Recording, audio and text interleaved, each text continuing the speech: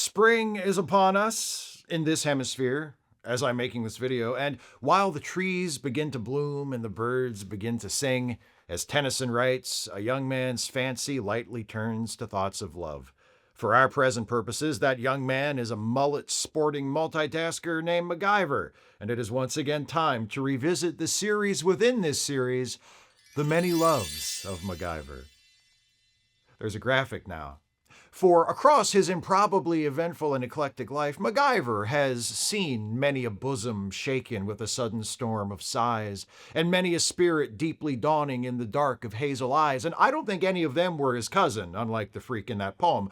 The old girlfriend, or should I say girlfriends, MacGyver catches up with this time around is named Roxy, and we meet her in an episode from Season 5 of the classic MacGyver series, titled 2 Times Trouble. We start things off with a music video. Yeah! What's the M in MTV stand for? MacGyver! That's what. This is MacGyver's old friend Roxy, and she's a big shot rock star, and she's making a music video as part of an anti-drug campaign being sponsored by those goody-goodies at the Phoenix Foundation. It's one of those music videos where they apparently shoot the entire thing with multiple cameras from start to finish in a single take. I'm pretty sure that's how McG shot the Pretty Fly for a White Guy video. The plot of Roxy's music video is basically this. Roxy is performing her song in a club filled with dorky people in preppy sweaters and khakis when this slightly less dorky guy in a half-assed cosplay of Thriller-era Michael Jackson enters the club and starts to take this poor innocent girl away to, I guess, do drugs? Roxy tries to stop the guy from taking the girl away by blocking the door, but the guy shoves her aside and goes through the door with the girl, and at that point, Roxy apparently decides, hey, I tried, she's made her choice, and makes no further effort to help the girl who is clearly being led off against her better judgment. As Roxy continues to sing and vamp for the camera in the club, the Michael Jackson cosplayer leads the girl up to the top of a metal staircase, ties her up in a straitjacket modeled after Bruce Lee's costume from Game of Death, and shoves her down a slide. The helpless girl slides into a tank that has been made to look like a gigantic water pipe, and she struggles and drowns as Roxy finishes the song and does nothing to help. You reap what you sow, girl who was pressured into metaphorically doing drugs. I can't actually let you hear the song because even though it would be fair use and playing a brief audio clip probably wouldn't trigger a content ID claim, it's also possible that it would, and to be honest, it's not worth the potential pain in the ass. So if you want to hear the song, and I think you do, go watch the episode. What I can do is describe the song for you. It's the sort of aggressively upbeat, ingratiating, eager to please pop song that could only have been written by people in their 30s or 40s who are desperate to sound cool to teenagers and 20-somethings. It's the how do you do, fellow kids of music. Unfortunately, it's an anti-drug song, so it was doomed to be uncool from the moment of conception. I'm not pro-recreational drug use myself. I've never used a recreational drug other than alcohol, which doesn't count for some reason. But I know that anything that is explicitly anti-drug is headed straight to Squaresville, Daddy-O, you dig?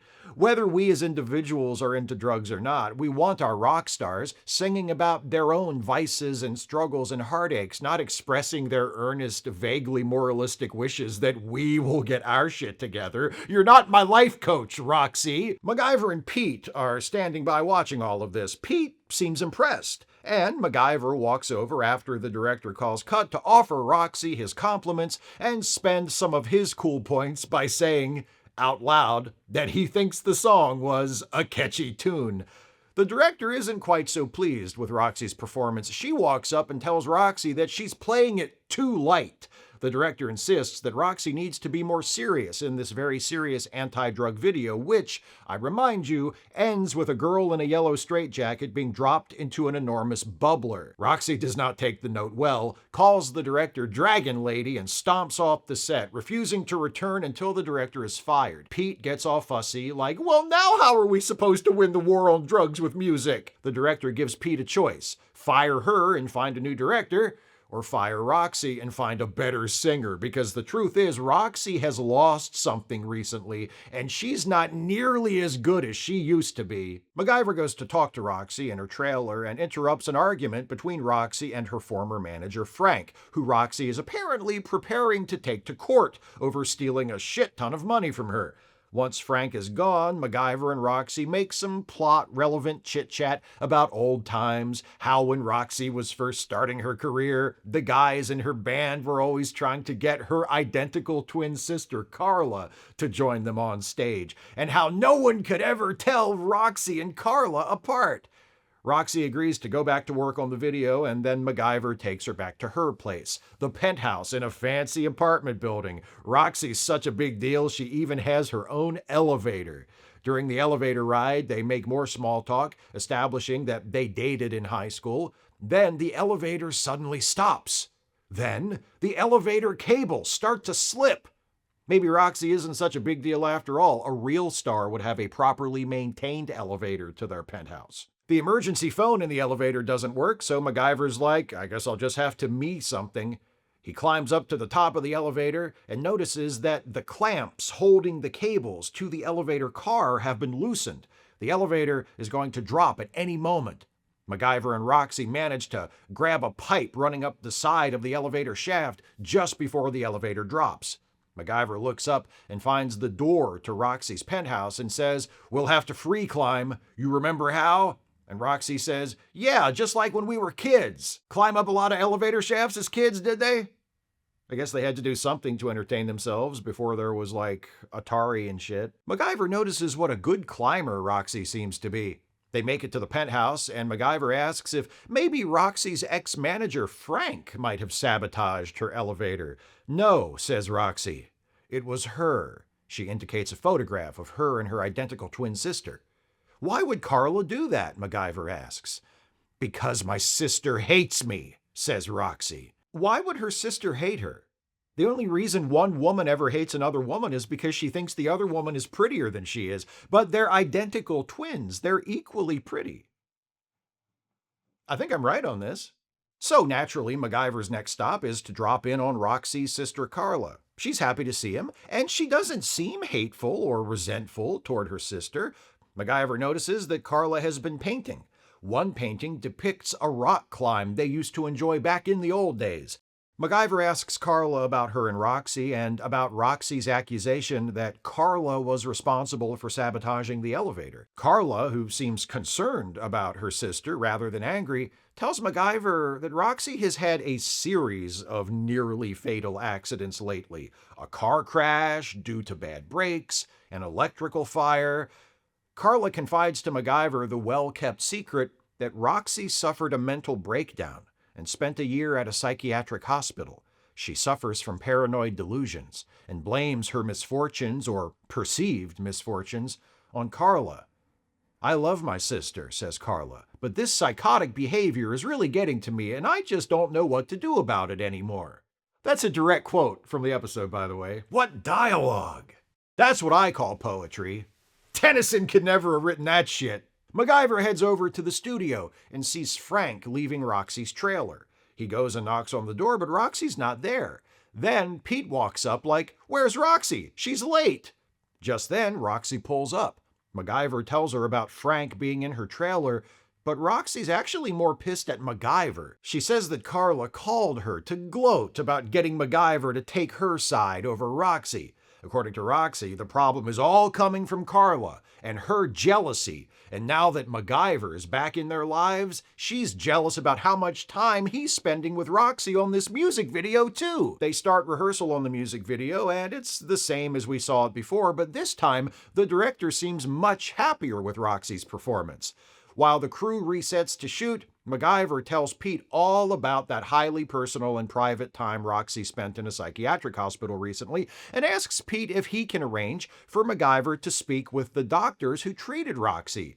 Pete's like, sure, I'll just call in a favor with my friends at that random mental health facility, and I'm sure they'll be happy to discuss the confidential medical history of a patient with you. Later, Frank shows up at Roxy's penthouse so he can get killed. Apparently, Roxy has invited him over so they can resolve their differences. Frank fixes himself a drink while Roxy talks to him from the next room. She's like, I drew up a new contract for us. The papers are out on the terrace of my top floor apartment. Go take a look and make sure to stand right next to the railing with your back to the door. So Frank does that, and Carla sneaks up behind him and dumps him over the railing. Nice, clean bit of business. Coming back after the commercial, the cops are on the scene, as is Pete, who tells a just-arriving MacGyver that Roxy is up in her penthouse being questioned by the cops, but she doesn't know anything because she wasn't home when Frank went splat. MacGyver's like, this Frank guy doesn't seem like the sort to just throw himself off the balcony like that, and I know this because I interacted with him for a few seconds when I caught him threatening Roxy the other day. MacGyver goes and talks to Roxy, who is insistent that Frank didn't off himself. Carla killed him. But she doesn't have any evidence, so she didn't say anything to the police about it. Carla has a key to Roxy's penthouse. Roxy thought about changing the locks after she and Carla fell out, but she just couldn't bring herself to do it. She still held out some hope that they could mend their relationship. Then she starts getting all nostalgically flirty with MacGyver, like, remember all the fun we used to have together? And while MacGyver's mind is drifting back to those incestuous three-ways of their youth, Roxy tells him, you have the nicest smile I've ever seen. MacGyver's like, okay, probably not the best decision to have sex with someone who's just had a possible murder happen at her house. Let me change the subject. Hey, Roxy, what happened between you and Carla anyway? How'd you go from as close as you were to Carla killing your manager? Roxy chalks that up to Carla's all-consuming jealousy too. See, once upon a time, Roxy and Frank were in love. So in Carla's diseased mind, by killing Frank, she was hurting Roxy. MacGyver meets with the unethical doctor at the mental facility where Roxy was a patient, who happily volunteers all sorts of information about his former patient, and then reveals the most shocking detail of all. Roxy wasn't the patient. Carla was. This changes everything, unless you're 10 steps ahead of the plot, which you probably are. MacGyver goes back to Carla's place and finds the door open and nobody home. His eye falls on those paintings, and he goes over to take another look at that one depicting the rock climb. He notices two climbers in the painting, one clinging to the rock face and the other dangling from a rope, holding a knife to the rope. Well, what's that all about? Come on, MacGyver, put it together. The director said that Roxy's singing wasn't as good as it used to be. Carla, not Roxy, was recently hospitalized for a nervous breakdown. You noticed that Roxy was a good climber, like she'd been climbing recently. There's a painting of two people on a mountain, with one of them looking like they're about to cut themselves loose from their safety rope. What do you think is going on? He still seems stumped. Maybe a little improvised science will help him figure it out. He grabs a jar from the table of art supplies, some powdered paint, and some tape, and lifts fingerprints off of the jar. At the studio, Roxy lip syncs in front of a blue screen for some final coverage for the video. Then she thinks she sees Carla leaving the soundstage and takes off after her. She runs onto the set of the music video, but Carla's not there. Or is she? Roxy sees her reflection in a mirror and says to herself, why, Carla? Why are you doing this to me? MacGyver shows up, and he's still on his science jag. Pete follows him into Roxy's trailer, where he finds a nice greasy fingerprint on a hand mirror. He lifts that print, compares it to the one he took from the jar at Carla's place, and finds, okay, prepare yourselves for a shock, that the two prints are identical. But as Pete quickly points out, identical twins don't have identical fingerprints, which means that Roxy and Carla are the same person. Pete calls that crooked doctor from the psychiatric hospital, while Mac goes to the music video soundstage to find Carla. She's up at the top of those stairs by the slide that heads down into that big water pipe-shaped tank. As MacGyver climbs the steps to Carla, he slowly explains what's going on. Roxy had to go away, which MacGyver finally figured out when he remembered that the director said that Roxy's voice wasn't as good as it used to be, and that Roxy was a good climber, except Wasn't Carla the better climber of the two? And then there was the painting, which depicts something that actually happened. The two of them were climbing, but Roxy fell. Carla tried to pull her up, but she couldn't. There was only one thing for Roxy to do: save her sister's life by cutting herself free. Roxy sacrificed herself to save her sister's life. Unable to cope, Carla brought Roxy back the only way she could: by becoming her. Carla's like, "Roxy's not dead. She's alive. I won't let you kill her." And she whacks MacGyver in the head with a wrench. Then she puts the Bruce Lee straitjacket on him and shoves him into the tank. See, this whole time it was Chekhov's tank shaped like a giant water pipe. MacGyver escapes from the tank by getting a breath of air from one of the bubble pipes, then kicking in the glass of one of the lights and cutting through the straps of the straitjacket with one of the glass shards, which I'm pretty sure is how Houdini did it too. MacGyver climbs out of the tank and interrupts Carla just as she's about to shoot herself with a gun she was hiding in her things at the makeup table. MacGyver tries the old "it's not your fault" routine from Good Will Hunting, and Carla puts down the gun. "MacGyver, my sister's dead," Carla says. "It was an accident," says MacGyver. "So just get over it, Jesus." In the epilogue, after the final commercial, some time has passed, and Carla is once again a patient at that psychiatric facility. MacGyver visits her, and she tells him that it's peaceful here, and she has plenty of time to paint. Then she compliments MacGyver's smile again and gives him a look like, "When I get out of here, I am gonna suck the varnish off your hockey stick." Then a staff member comes and leads Carla away, like it's time for her shock therapy or something, and MacGyver walks up to that extremely forthcoming and unprincipled doctor and asks if Carla's going to be all right. "It'll take time," says the doctor. "Would it help if I came to visit once in a while?" asks MacGyver. "Sure," says the doctor. "That would be good for her, and I'd be happy to fill you in on all the specifics of her condition and treatment without her knowledge or consent." Across the room, that staff member is leading Carla outside to begin her character-building 16 hours of mandatory hard labor, and Carla turns back to MacGyver and smiles. And MacGyver returns the smile with a wistful look in his eyes that says, "I'm never coming to visit." Hey, remember all that anti-drug stuff? Isn't it great how it wasn't connected to anything else in the episode at all? Other than providing an excuse for there to be a big water tank for MacGyver to get chucked into at the end, the anti-drug aspect of the episode plays as completely incidental. Since this is MacGyver, one of the best bad TV shows ever made, I could attribute that disconnect to inattentive writing.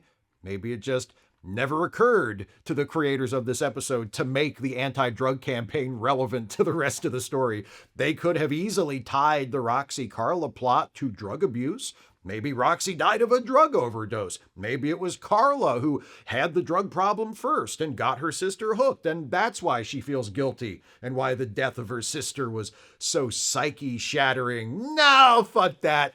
Let's center the death of the sister and its shocking revelation on rock climbing instead. Seems kind of random, but whatever. The thing is, what if it's not the result of bad writing? What if it's intentional? Hear me out on this. This episode was originally broadcast in December 1989. The war on drugs was in full swing. Nancy Reagan had been running around the country telling kids to just say no for like 5 years at this point. There had already been a multitude of very special episodes of various TV shows warning of the dangers of drug abuse. Maybe the producers of MacGyver, a show that was no stranger to the very special episode, got nudged by someone at the network to do an anti-drug episode, and they said, "Man, to hell with that. Let's make the first few minutes an anti-drug music video and then have the rest of the episode be about something totally unrelated." And then they high-fived each other and gave the middle finger to that network executive once they were sure said executive wasn't looking. Subversive! Can I prove that's what happened? No. Do I even really think that's what happened? No. But it's fun to speculate. There are other MacGyver episodes with anti-drug messages which were produced both before and after this one. Blood Brothers, the episode that was the subject of my very first MacGyver video, has strong anti-drug content to go along with its main anti-gun theme. And of course, how could I not mention Season 6's Tough Boys, which I also made a video about, which focuses on a group of young vigilantes who decide to address the drug problem in their neighborhood by burning down everything related to crack. Those other episodes all entwined their anti-drug messages with their plots or their characters in some way. Not so for Two Times Trouble. In this episode, nobody has a drug problem. Nobody knows somebody with a drug problem. Nobody has any personal connection to the issue at all. The closest the episode gets to that is when MacGyver is trying to talk Roxy into coming back to the set after her argument with the director, and he reminds her that drug abuse affects lots of people, including some of her fans. The music video is happening because the Phoenix Foundation is sponsoring some kind of anti-drug campaign, but the whole project feels arbitrary. Roxy makes it clear that she's only taking part as a favor to MacGyver, and the rest of the characters seem similarly detached. I know I'm going on and on about the anti-drug bit of the episode. I just really think it's interesting and kind of funny how pointless that part winds up being, considering that this episode was produced during one of the peak eras of government-encouraged anti-drug hysteria. There is more to recommend the episode than the amusingly disconnected anti-drug messaging. It's also an evil twin story. Sort of. I mean, as it turns out, not really, but once it's revealed to not be an evil twin story, it becomes a split personality story. It's two tropes in one. Is that what the title, Two Times Trouble, means? Or does it have a double meaning? Did you catch that just now? What I did? Audrey Landers guest stars as Roxy/Carla, and she does a good job at differentiating between the two personas, though to be honest, her hair's doing a lot of the work there too. Maybe Carla would have had time to take voice lessons and become a better singer if she wasn't forced to spend all her free time alternately perming and straightening her hair. The quick change she pulls off following MacGyver's first visit to Carla's place is especially impressive. MacGyver sees her as Carla with straight hair, then MacGyver goes straight from her place to the studio, and just a few minutes after he arrives, Roxy shows up with her trademark curly hair. She must be a fucking ninja with an Ogilvy home perm kit. It's not just the hair, though. It's a good performance. It's a cheesy, over-the-top performance, but it's MacGyver. What else do you expect? Landers plays Roxy as thin-skinned and quick-tempered, while Carla is the calmer, more understanding one. Her performance is even better in retrospect once the reveal about both sisters being the same person drops. It makes sense that Roxy comes across as the paranoid and accusatory one, while Carla is the saintly, long-suffering one, when you realize that Carla is who she really is, and Roxy is her approximation of her dead sister onto whom she projects all of her own neuroses and insecurities. The most important thing about the Roxy-Carla plot, though, isn't the performance of Audrey Landers or Carla's stunning adroitness when it comes to swiftly changing her hairstyle. It's the fact that the Roxy-Carla plot makes no sense to begin with and makes even less sense the more you think about it. If I were judging the episode by the standards I would normally apply to a TV show or a film, this would be a bad thing, but this is MacGyver, which means we have stepped through the looking glass into bizarro world, if I may mix my literary metaphors, and what would ordinarily make for bad television instead makes for incredibly entertaining television. Let's take inventory of how delightfully ludicrous the Roxy and Carla are the same person twist is. First, it's obvious from the start, at least to me, that it's going to wind up being something like that. I can't honestly tell you that I guessed the precise nature of the big reveal the first time I watched this episode, but I was in the ballpark. And remember, I watched this series when it was originally broadcast, so I was like 9. We have identical twins who supposedly hate each other, one of whom is a singer who suddenly doesn't sound as good as she used to. You don't need to draw me a map. Second, the logistics of it make no sense, and I'm not even talking about how implausible the quick changes are that we see. I'm talking about the idea that Carla has somehow been able to pull this off, impersonating her sister while also apparently continuing to live as herself at the same time, with no one ever suspecting until now. She's able to slide right into Roxy's rock star shit while also maintaining Carla's life, doing whatever the hell she does, and it all works fine until MacGyver shows up and takes most of an episode to figure out what's really going on. Does she live most of the time as Carla, only becoming Roxy when necessary? That seems to be the case, since when MacGyver visits her for the first time, Carla's just at home, hanging out, doing some painting. Also, I realize part of the gimmick is that she's suffered a mental breakdown and isn't necessarily fully aware that she's living a dual life as Carla and as Roxy, but even so, why does she tell MacGyver that it was Roxy who was institutionalized instead of her? And why does she give him specific information about the hospital to make it easier for him to find out the truth? I guess it's supposed to be part of her delusion that she's mixed up Roxy's history with her own, but we all know the real reason she tells that to MacGyver is so he, and theoretically we, can be shocked when that chatty doctor says that it was actually Carla, not Roxy, who had the nervous breakdown. How terrible is that doctor, by the way? He always seemed about half a second away from offering to show MacGyver the tapes of Carla's therapy sessions. Sure was helpful for moving the plot forward, though. This is MacGyver, and being MacGyver, all of us MacGyver fans are tuning in expecting to see MacGyver do his MacGyver thing, but this episode is from season 5, and by this point in the series, the writers had mostly burned through their most ingenious ideas for inventions and escapes, leaving our hero with nothing to do except putter around and throw together an impromptu science experiment to confirm a hunch or analyze a bit of evidence. My boy sure can't dust for fingerprints, though, can he? Oh, and there's also the Bruce Lee straitjacket escape. Or should I say the Houdini straitjacket escape. It was Houdini's act, but it looks like Bruce Lee's straitjacket. You know what I'm saying.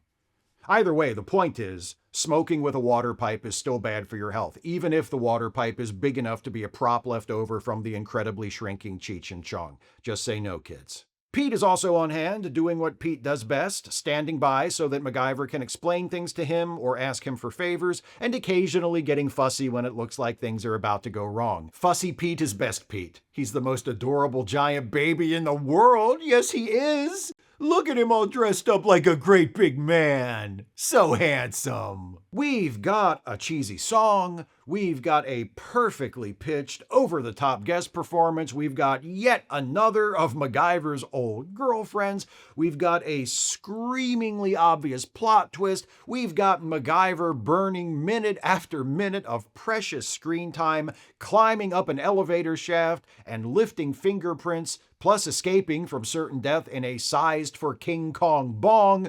We've got Fussy Pete, and we've got a show that starts out looking like a preachy social issue episode before dropping that element completely and pivoting hard to become an absurd melodrama. To my ears, that sounds like a pretty damn good episode of MacGyver. Now, if you'll excuse me, I have to go change clothes, dye the gray out of my beard, and figure out how to temporarily lose about 6 inches of height, because today's my first day leading a double life as my younger brother.